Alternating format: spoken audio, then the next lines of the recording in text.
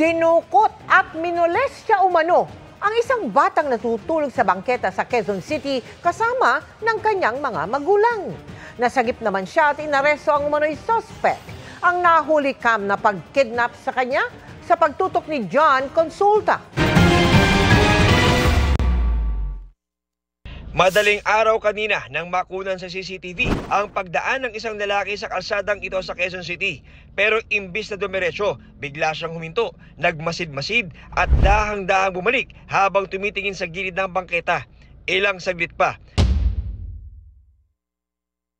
makikitang may tangay na siyang bata na kinuha niya habang mahimbing na natutulog ang mga magulang nitong mga ngalakal.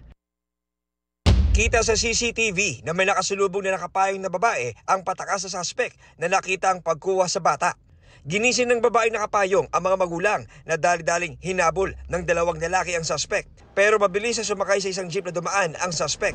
Pasado alas 7 ng umaga, isang batang minomolestya umano ng 26 anyos na lalaki ang nasagip. Napag-alaman na ang batang nasagip at ang batang nahulikam na dinukot ay iisa pala. May natanggap pong tawag ang ating kapulisan. Naaksyonan po ang insidente ito sa pamagitan ng tinatawag na 3-minute responser. At doon sir naabutan na nakumpirma na meron na huli ang mga taong bayan doon, kasama pa nga barangay tanod, na may minomolestya pong bata. Kwento ng nanay ng bata, laking gulat niya nang magising na wala na ang anak.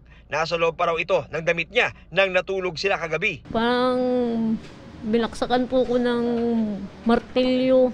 Nalaman ko po na pinapalo, na sinampal niya po, tapos inano pa niya. Basta po itutuloy ko po kasi wawa po yung bata, 2 taon po, wala po yung isip. Nang tanungin namin ang suspect kung bakit niya ito ginawa. Pagustuhan ko lang po, kunin ko lang po siya.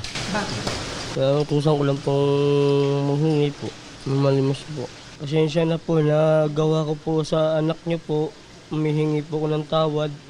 Napag-alaman na ang suspect may dati ng record ng pang-abuso sa isang minor de edad at pagdukot sa isa pang bata, bukod pa sa mga kasong robbery noong 2016 at 2022. Inihain natin ang kasong kidnapping po, expanded law on rape, tsaka po yung in relation to 7610. Para sa GMA Integrated News, John Consulta, nakatutok 24 oras.